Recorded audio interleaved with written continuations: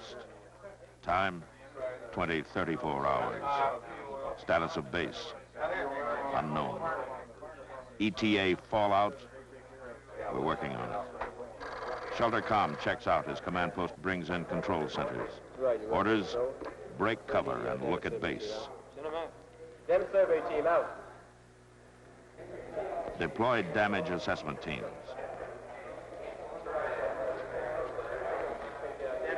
Deploy casualty assessment teams.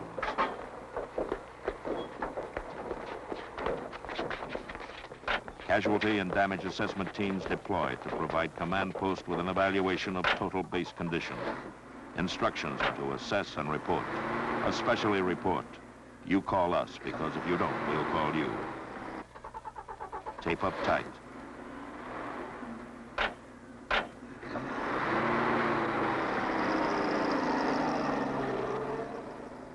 Assess and report. And no umbrellas. When it starts to rain, we'll let you know. Command post, 20:36 hours. DO reports aircraft successfully dispersed at 20:18 hours. 2 aircraft detached on bomb damage assessment missions. Security reports 3 fires, vicinity weapons storage, 1 major. Ruptured gas lines in Hangar 2. Fires in BOQ Block 1. Blast damage at base comm and heavy vehicle repair shop.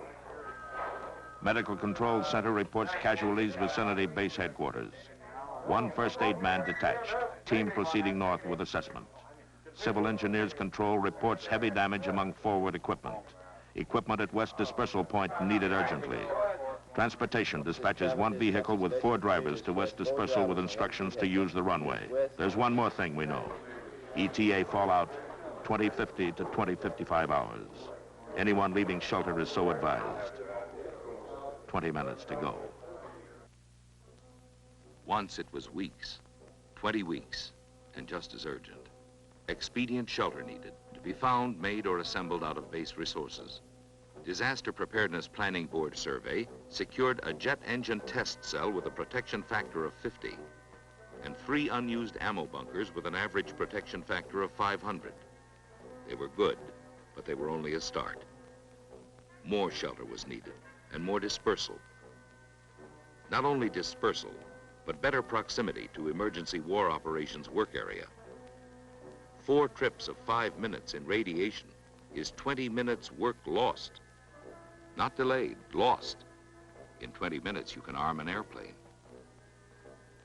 More shelters were needed, and the only expedient materials at hand were quantities of disused containers and perforated steel plank. They met the basic requirement. They would house men and support a covering of sand. At the shelter sites, ground was leveled, and the containers were ranged up into a shelter nucleus. Simple wooden arches were prepared to support the PSP. The enclosures were then sandbagged. This is expedient shelter. A few feet of sand to cut a lot of radiation, to keep a unit on the board when its turn comes to move. 8 shelters of this kind were completed from base resources. By then, we were in DEFCON 4.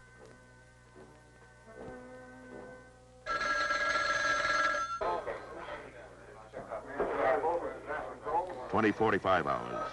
Status of base, battle hit and burning. Fire chief reports BOQ fire spreading out of control into adjacent quarters. New fires reported in tire storage and in grass near medical bunker generator. Civil engineer reports control tower unstable and hazardous. Live electric power lines grounding near LOX tanks. Command post requests information on progress of runway clearing. Sweeper reports occasional debris beyond its capacity. Waiting for a tractor currently clearing overturned vehicle from taxiway. Could the debris be cleared by hand? Yes. Workforce dispatched to assist.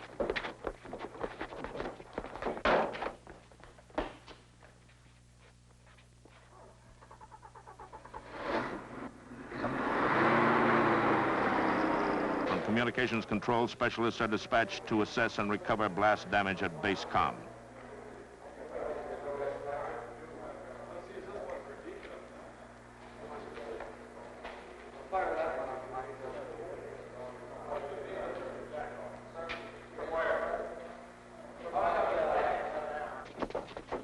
With 2 more to be dropped off to neutralize power lines at locked storage.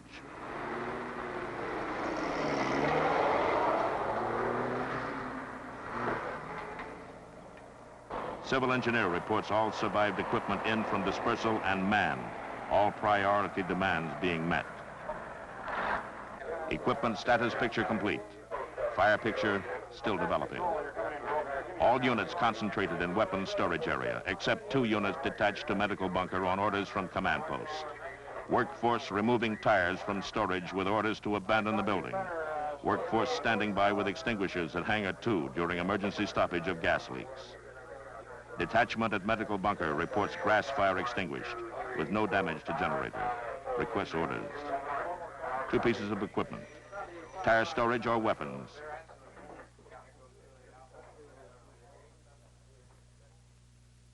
DEFCON 3. Base personnel had been recalled and the base disaster preparedness plan put into effect.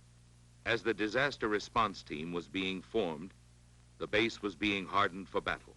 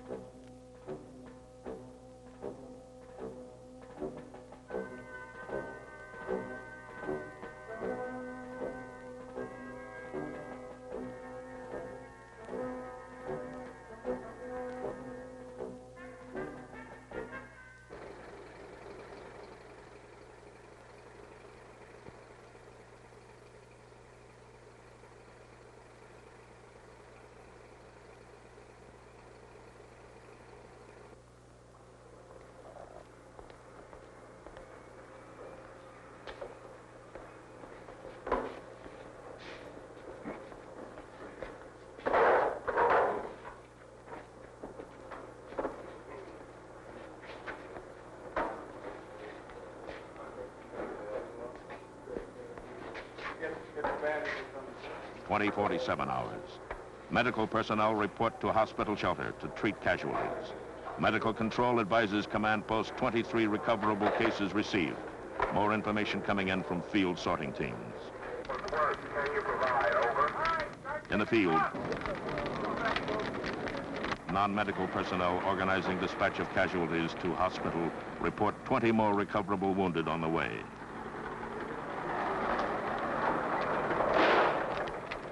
Six non-recoverable casualties for terminal care and second priority transportation. 4 dead, and about 30 men for first aid and return to duty. Medical control relays the information. Command post acknowledges. Initial recovery almost complete. All casualties accounted for. Priority fires out or in final control. Abandoned fires stable and offering no new threat. Loss of tower anticipated and emergency plans in effect. Blast damage at base comm not immediately recoverable, but emergency comm installed and priorities established. 20:59 hours. Fire chief reports new casualties and collapse of tire storage building. DO reports 1 aircraft coming back with fire warning lights.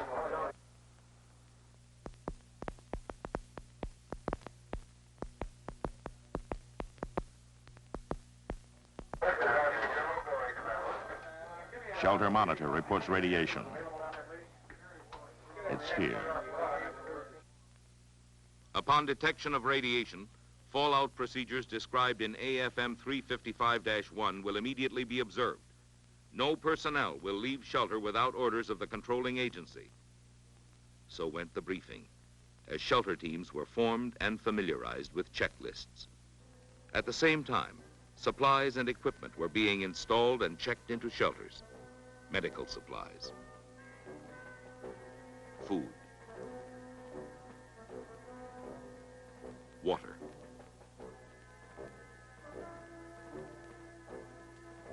sanitation equipment. Forms and displays were set out. As communications were installed and tested, exposure control stations were equipped. Dosage forms, accumulated dosage charts, and radiac sets also tested. Generators and blowers had been checked out regularly on a weekly basis.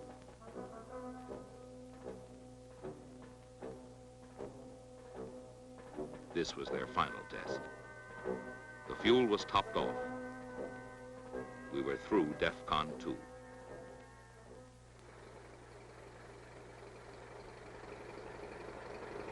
Time, 21:10 hours.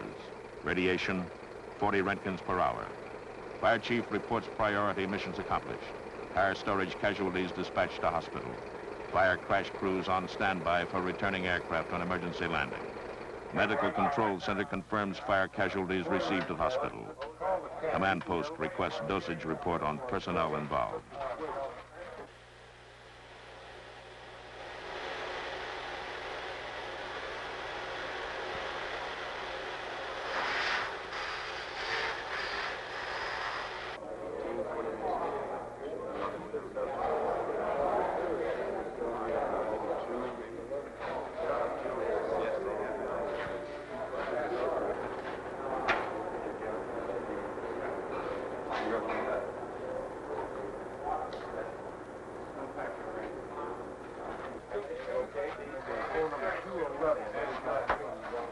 Command post, this is Oxnard Tower. This is the command post. Go ahead, Tower. We have an emergency. Julia Papa 06, 8 miles out and final has fire warning light. Making single engine approach. Roger. Time, 21:27 hours. Radiation, 370 Roentgens per hour. Inside a closed vehicle, cut by half.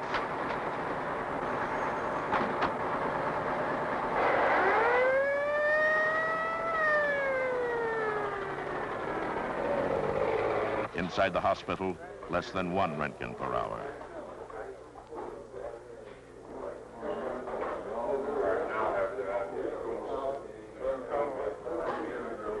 At maintenance control, less than 1 Roentgen per hour. At security and comm, less than 1 Roentgen per hour. In the command post, the recovered pilot is deconned and given a dosage status. Returning fire crash crew with an average accumulated dose of 90 rad are rotated to bottom priority for future duty. Duty comes at 2200 hours when base commander orders ramp washdown. Radiation peaked at 2150 hours. Current level in Roentgens per hour is 630. In center of washed area, 160. 2220 hours. Base reported operational and able to recover aircraft. Division says get with it. Recover and report estimated time to launch. Assess and report your capability to refit aircraft from air battle damage. Also, advise estimated duration of air battle capability. This morning, base capability under fallout was only an estimate, but it was based on study and effort. And the test was faced with confidence. It was DEFCON 1. Aircraft were readied accordingly.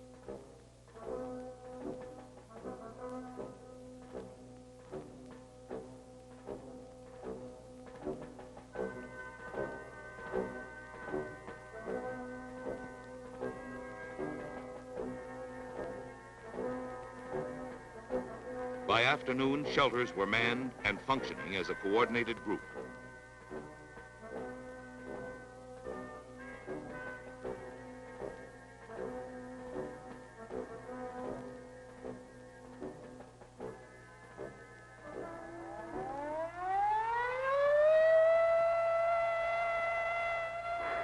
Attack warning came at 20:15 hours.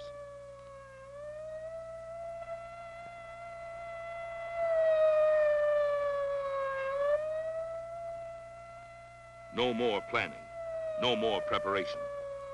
This was it.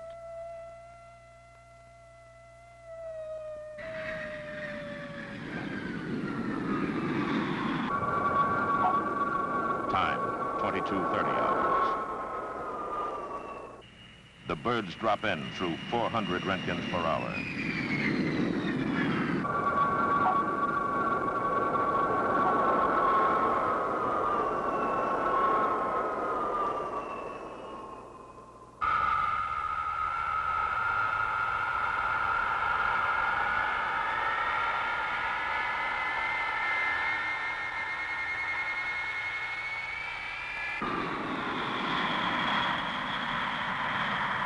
First rotation maintenance personnel given 30 minutes stay time for an average predicted dose of 58 rad for the mission.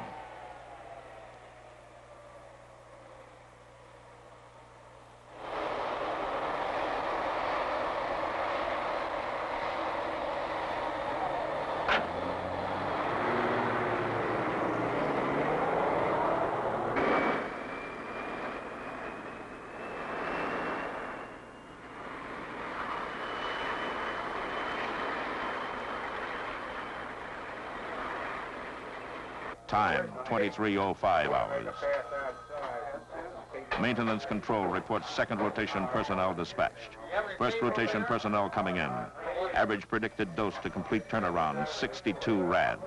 Predicted dosages for first rotation personnel are converted to actual, reported to command post. DM requests 6 specialists for an estimated hour's work on engines of recovered defective airplane. Maintenance control reports 4 specialists with minimal doses. Could they accomplish the work with non-specialist assistance? They could. 4 vehicle maintenance personnel dispatched to Hangar 2 to assist aircraft engine specialists.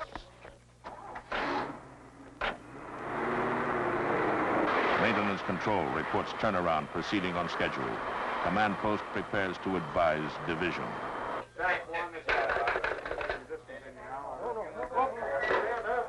Communications control reports loss of emergency comm. 2 specialists now investigating. Trouble is reported recoverable. Assistance of 2 more specialists requested. Could one do the job? Yes, but 1 specialist dispatched. Estimated time to complete work, 15 minutes. Maximum stay time, 30. Division advised by comm relay of group readiness.